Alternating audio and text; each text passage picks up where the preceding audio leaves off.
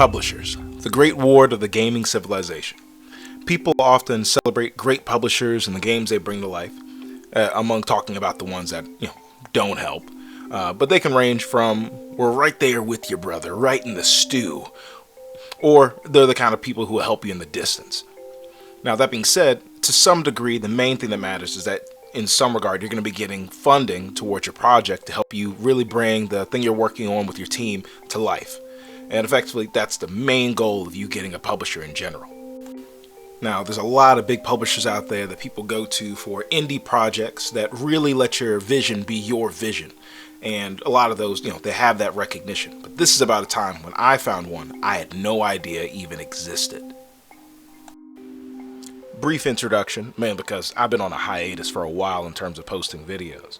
But I'm Houston Holmes, or Night by Night. I've been a game dev for around 8 years as a side hobby. And this side hobby I've always wanted to become a full-time job.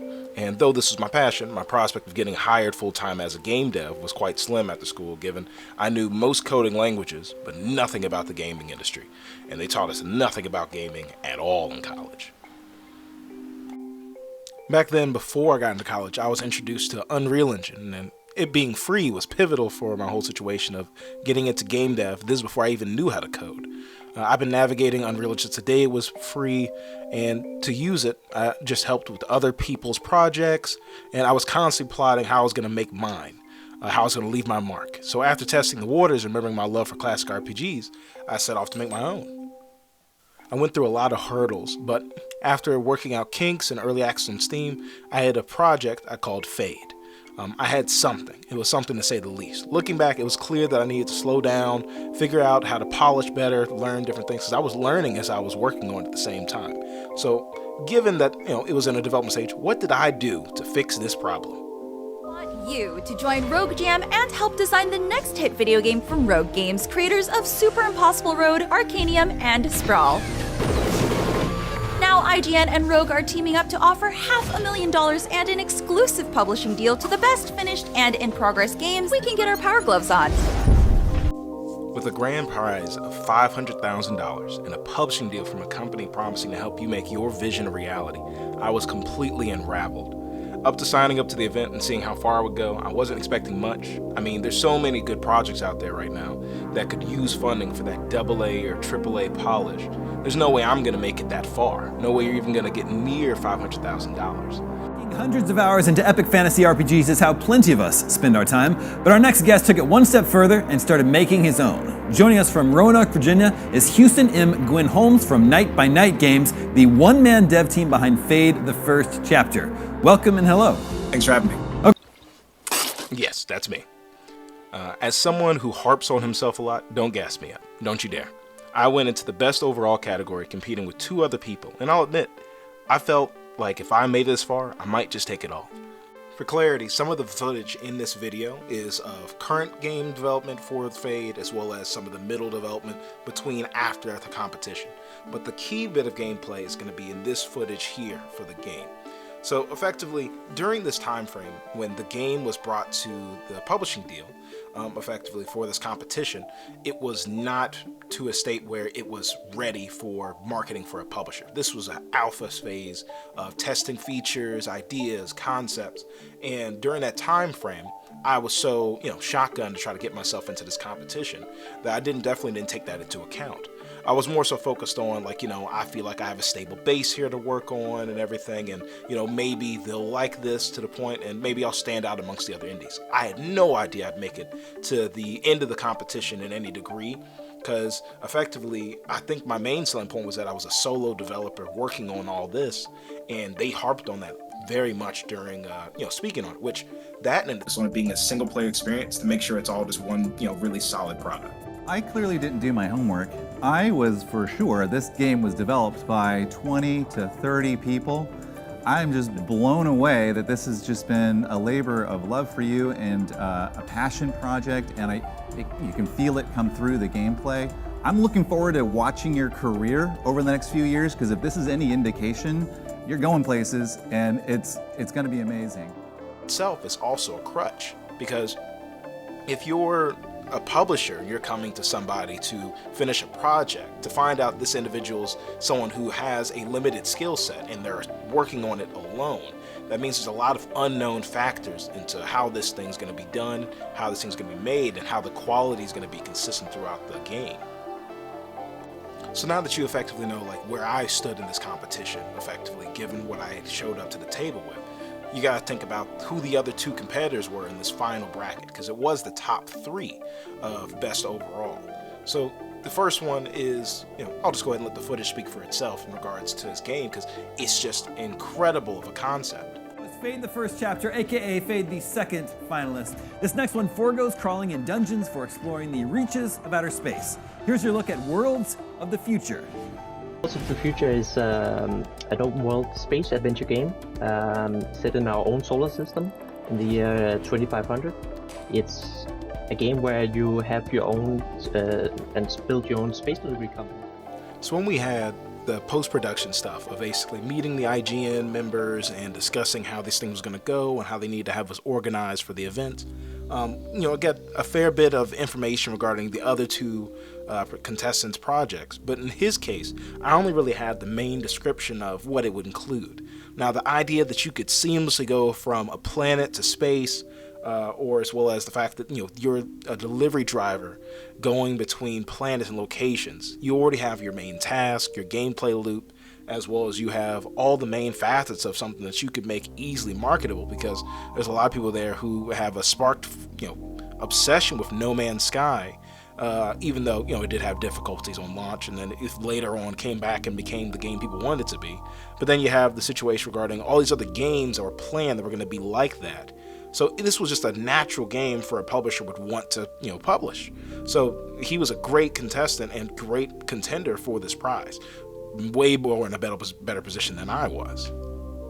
Now the next contestant, they effectively had everything that the other one had figured out, but also had a company behind them. It wasn't a solo project for them or a small team.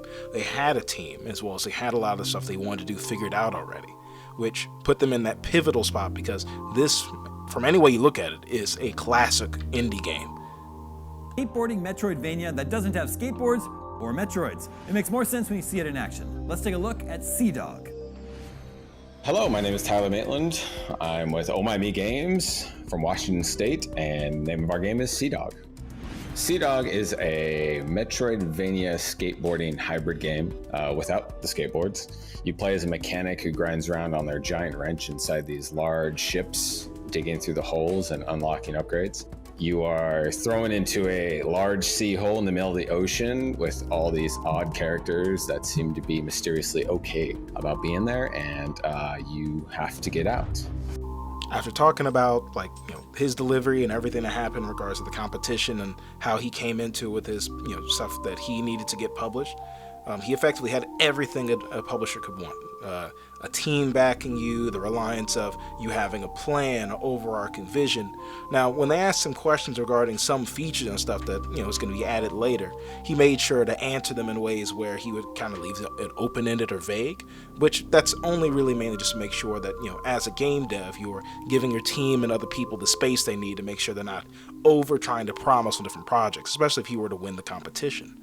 So in regards to everything that was happening, this guy was a pivotal person who would definitely be able to deliver on if they did give him the publishing deal, which, leading into the main results of what took place in this competition, you can get a general idea of what ended up happening at the end of this competition. Winner and recipient of $500,000 and a publishing deal with Rogue Games.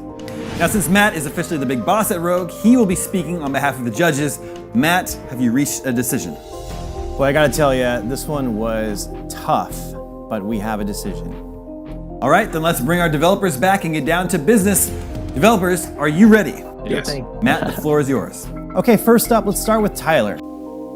So going into this portion, I'll give a little bit of context while they basically do the deliberations and everything. Because the key thing would be, everyone in this video right now seems like they're really on edge about who's getting the decision. So we were not told who was going to win in advance. No one knew beforehand who was going to win. They had us up in suspense all the way until we recorded this scene.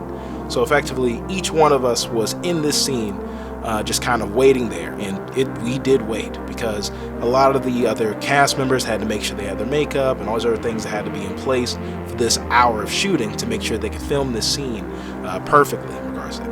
So my assumption will be they came to a conclusion quite soon in regards to who they wanted to pick, but effectively we're keeping us in dark to make sure to maximize that suspense factor, which is why there's so many shots of us like while we were waiting in different angles to show us kind of like stressing about the events of who they were going to choose. They even did a recap of like, what they liked about our projects and why they weren't going to, choose different ones based off of different facets that need to be improved. And then they led up to their final result of who they chose, which by this time frame, we had all been waiting for like 8 minutes, basically while they went to break to come back to make this decision. These titles are amazing, and we have no doubt they're going to be epic things in store for each one of these talented creators. But we can only pick one winner, and the first ever Rogue Jam overall grand prize winner is...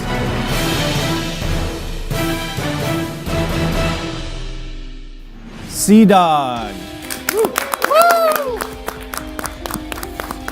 Thank you guys so much. I'm at a loss for words right now, to be honest with you. Congratulations, Tyler. I'll admit, I was a little irritated during the announcement, but mainly towards myself. See, I knew the state of my game going into this competition, and to some degree, all the positive feedback had blinded me of that. I have nothing but respect and joy for the other contestants. You're not going to hear me going like, "It should have been me, not him! It's not fair!" To close out and get to the meat and potatoes of basically everything regarding the event, most I would say at this point is there's a lot of positives. Like, the whole event was partnered with IGN, the IGN. I got to talk with and meet a ton of people you see every day, being the elite of game reporters and opinion havers. Not only did I get to meet them, but I got to meet Reggie, a person you could effectively consider to be like one of the biggest cornerstones of gaming culture. Effectively, him being so close to Nintendo and his previous role and all the other stuff that he's done for gaming in general. So, to be able to have this opportunity, meet these people and discuss these different things in regards to game development and even get their feedback. I mean, after the event was said and done, he talked to a lot of us regarding our games, like even if we didn't win, and he effectively told me to keep pushing forward and keep trying and stuff like that, and then he'd like to see me further into my career later on in game development. Which is one of the things that definitely, even though I did take a hiatus, kept me inspired to keep working on all this stuff. Now here we'll talk about what game devs can take away from this story. First, figure out if your game even needs a publisher. If you have a team together that has the technical know-how and the capability to fulfill all your project requirements, you can only really justify them coming on board your project to help them with marketing and distribution, which is only if you care about physical copies of your game. And then entering a competition like this, unless you are near development completion or something like that, you're only really looking for publicity for your project. Second, when entering any competition or showcasing your game, remember that being anonymous is a power in itself. The less is known about your game, the better when you're early in development. Unless your game is seeking a quick boost to virality or nearing completion, it's best to remain in the shadows, at least away from the mainstream, so you have that time to build out everything you need. So when the people show up there, you have the things they want from your project that's going to help you build that virality, build that success, and make your project overall a hit.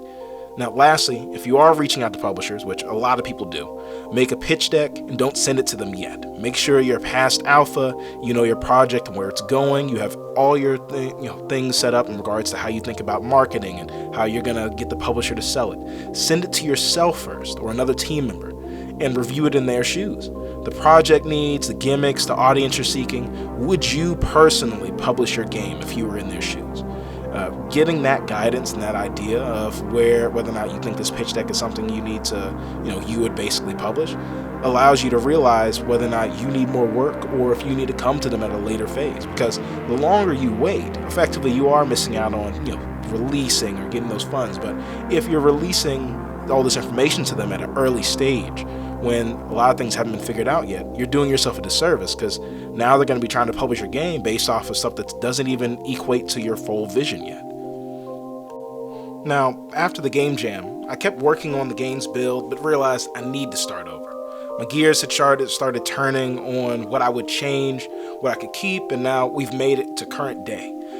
In Fate's current state, it's running well, it's still in early access, not going anywhere. I restarted and rebuilt the framework from the ground up, as well as advised I'm going to be pulling out certain features and bringing certain things back over time, rebuilding out the narrative. And I'm updating the game weekly, fixing any issues people report, and I got big stuff for the narrative on the horizon. But yeah, that's my experience trying to get to my first ever publisher. The only gripes nowadays is that they cut me out of context once. The only thing I might focus on is how do you make this game sort of stand apart from other games like it?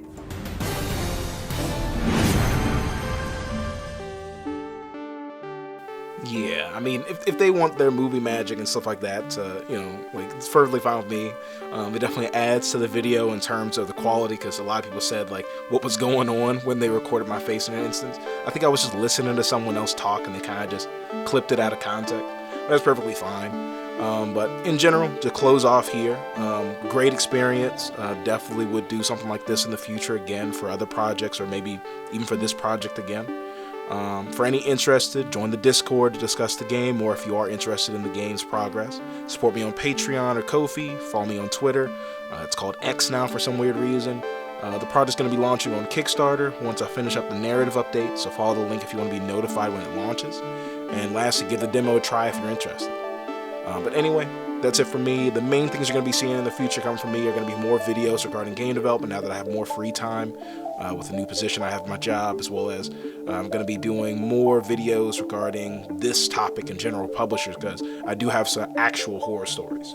This one was more so a horror story in the sense of I'm just kind of like self-deprecating and hate myself about it. But that being said, it's it for me. Cue the trailer. Have a great day. It should have been me, not him! It's not fair! The trailer. Cue the trailer. There we go.